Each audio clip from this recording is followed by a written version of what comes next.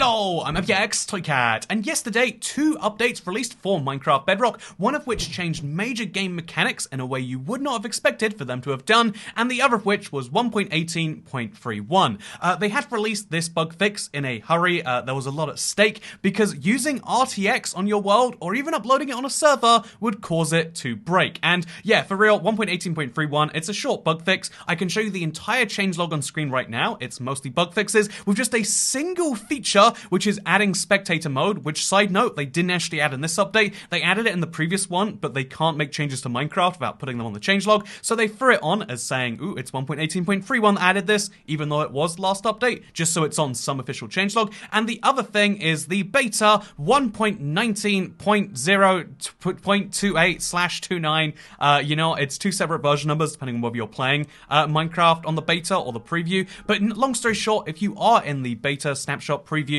Xbox preview program, then you get to play around with a brand new set of mechanics, including Music Disc 5, including a new system for Skulk Mangrove allies, but most importantly to me is they've made changes to the Warden, his attacks, but also what he drops. He no longer drops nothing, he now drops something, and I am fascinated by this change, and let's talk about it, but right after we explain some of the other interesting changes they've made in this beta, because just a fun reminder, if you only follow the occasional 1.19 snapshot or beta, they do make a lot of changes weeks to weeks that can actually affect how blocks work. For instance, frog lights are now breakable with your fist, as is apparently always has its how it's meant to be. It's a pretty useful little feature, and it makes the frog light just a little bit cooler. Honestly, these are really fun blocks that I totally forget about from time to time, and they're one of the fun things that are available in 1.19. You might also recall that we have the alley available in 1.19. I'm just going to pretend that I'm not on fire. Everything's going to be fine. So this right here is the alley. Look how adorably cute he is, and something new they've added in this snapshot is they've given proper noises for picking up as well as for giving blocks. So if I throw some of these on the ground right here, and we hope that he doesn't pick it up, I'll show you what happens when I give them the block. You hear that? There's a little bit of a noise, and then also, if we throw some on the ground, it's very, very quiet, but there's a subtle little cute piece of noise and a really good sound design in my opinion. They made a slight improvement to how Minecraft works in this little way, and it's fun that every beta they have to do stuff like this. Some people say like, wait a minute, isn't this update basically finished? Why isn't it releasing right now? Why would we predict the end of June when the update's clearly finished? And the answer is there's all sorts of changes they need to make. I mean, they made you know, the growth of mangrove trees just a little bit more preferable. They now match their Java counterparts. There's all sorts of tiny things that I guess you wouldn't, I mean, I don't really consider all the time, and maybe you don't consider all the time, that they need to put effort into making sure are just right now. And so this is a pretty big beta for stuff like that, because these are the most notable ones that I can show you easily. There's also all sorts of changes to Skulk, there's changes to Mola. You know, I'll just scroll through the changelog right now, because if I'm being entirely honest, the one that catches my eye more than anything else is the changes they've made to the Warden. They have decided to nerf the Warden just a little bit, but also to give us some reward for killing him now, because this is one of the big goals they always said they didn't want to do. The point of the Warden is not to kill him for the sake of killing him. However, if you are a late game tech player, there is going to be one reason to kill the Warden, but there's also going to be one more reason why you're going to get killed by him. And let me show you what that is after we summon in a Warden, because as you all know, he has an attack now to stop you from stacking up. I mean, usually if you're stacking up, you totally use reinforced deep slate. Very much, definitely obtainable block in survival. Trust me about that one. But as you can see, I'm up here, he knows I'm here, and he blasts me down. But you notice there, unlike before where a single blast was killing me, even on easy difficulty, right there that blast only did that amount of damage, even though, oh my gosh, it's so dark.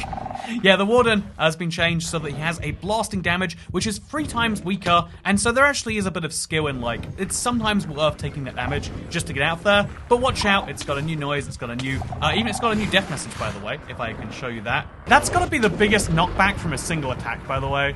It's so nuts, it's so insane. But I'm gonna hopefully get murdered by it right now, assuming he doesn't get me in person. There we go. So, I just got murdered by the Warden, or should I say, I got obliterated by a sonically charged shriek while trying to escape the Warden. They've added a new death message specifically for his sonic shriek for his ranged and slash or through walls magical attack, and I think that actually is a pretty fun improvement to Minecraft. Also, one more time, getting our block back from the allies You know, if you have enough of these guys with you, they can help you avoid death altogether, or help you avoid the painful parts of death. But yeah, my point here is to say that there is a new death message, and also the reverse way, in the same way you get a new way to celebrate your death, you also get a new way to celebrate the Warden's death. And let's be honest, this isn't something you're going to be experiencing on your first day. In fact, most survival players will never experience killing the Warden. He is deliberately very hard to kill, and the drop you do get when you murder him, as I'm showing you right now, by the way, I'm in creative using a Neverite sword. I have no risk of being hurt, and it's still taking me this long because the Warden has a lot of health, and when he dies, he drops one of these, a Skulk Catalyst. So the Skulk Catalyst being dropped by the Warden, it's been confirmed, is not meant to be the reward for killing him. If you want a Skulk Catalyst, you're so much better off just going around to an ancient city and finding one of these. Even once you've taken all the Skulk Catalysts from your ancient city, which is entirely reasonable and entirely doable, you still are better off finding another ancient city rather than trying to kill the Warden. However, they did decide to add this to the game for the sole sake of making these renewable and for the sole sake of giving tech players something in exchange for their Warden farms. Because, like we referenced, as soon as the Warden was added to Java, people were just finding farms and ways to immediately turn them into that. That's always going to be possible in a certain part of Minecraft. In a sandbox game, there's always going to be a way to take down the most hardcore bosses, and they added the Skulk Catalyst as a kind of benefit for that. What do I think of this, though? So this has seemed quite controversial to a few people, because isn't this Mojang basically lying when they said the Warden would have no drops? However, I do think that although there's some truth to the fact that now there's an incentive to kill the Warden, and that goes against the entire design, I think that, first of all, most people can't kill the Warden. He is still extremely difficult, and sure, you can watch a YouTube tutorial, and there's going to be some way that will all work out as a community that you can technically bypass or kill the Warden. However, 99.9% of players are just going to be wrecked by him. The fact that the Ender Dragon, which has clear, obvious weaknesses and signposts and telegraphs, is not beaten by most Minecraft players tells you that he's going to do the intended design function for most people. But then also, if we just go a step further than that, we could say that this isn't actually lying because it's Minecraft development. When they say that something's going to be a way, they can change their minds. That's the whole point of the snapshot on beta process. So I'm not going to say that they have lied, or in fact, they just changed their mind. They said at the last minute, it's better to have a renewable resource than not have one, because right now, theoretically, if you wanted 1,000 of these Skulk Catalysts, yeah, you can go to different ancient cities. However, eventually your world will run out. There's a finite number, which is a problem, and so they've just solved that problem for the small niche of players that can. The small niche players who can kill the Warden can also benefit from this small niche of infinitely renewable resources. Sure, that's great, that's wonderful. However, my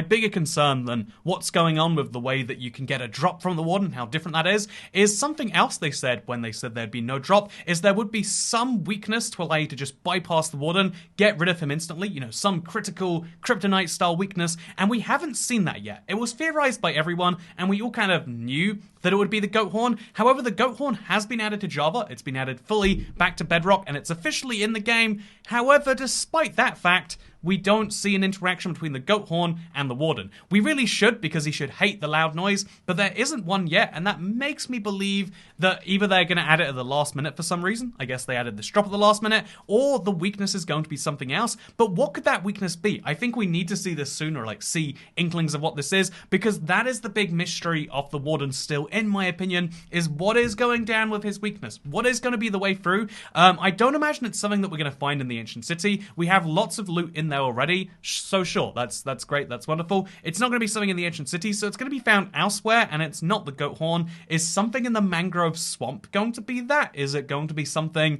in another biome or update, or is it not going to come for a while? Who knows for sure? I would love to see them answer this question, and I'd love to see what that weakness is, or if they're just going to scrap the weakness and say, no, the Warden's meant to be hard, now he has a drop, we can't give him a weakness, you just have to fight to the death and hope you can do it, which is one way of doing things, I suppose. But the other questions I have about this update are, what is going down with the Mangrove Swamp? If it's the one biome they are updating, and I hope that they do have updates to the Birch Forest later here, if it is the one biome that they're updating and / or adding, I feel as though right now it's not really enough to be the one overworld biome for this update. I feel, the above ground one, I should say, really. But yeah, I feel as though right now it's fun, it's interesting, it has a new tree type, which is amazing, but it'd be fun if there was some form of unique thing worth exploring it for, whether that's a weakness for the Warden, whether that's a structure. It'd be nice to see something develop there. But again, we've got time. We might see that. I'm just not so sure. Yeah, the other thing I'd say about this update, besides the Warden's weakness is curious, the Warden new drop is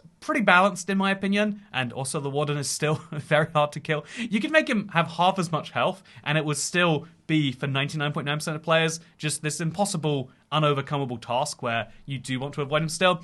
But the other question obviously comes down to the portal, and I just want to share my current thoughts, because I'm going back and forth on this a lot. Like this, we could spend literally years talking about theories regarding this, which is why it's such an interesting structure. I heard a pretty good one, which is, what if every single ancient city, because the fact that they King B Dogs references in this tweet saying, yeah, you should just explore different ones. It's still easier than killing the Warden. That implies there's going to be some reason maybe to find different ones. Maybe he's just talking about how players play survival, or maybe the portal will have a slightly different use in every single ancient city.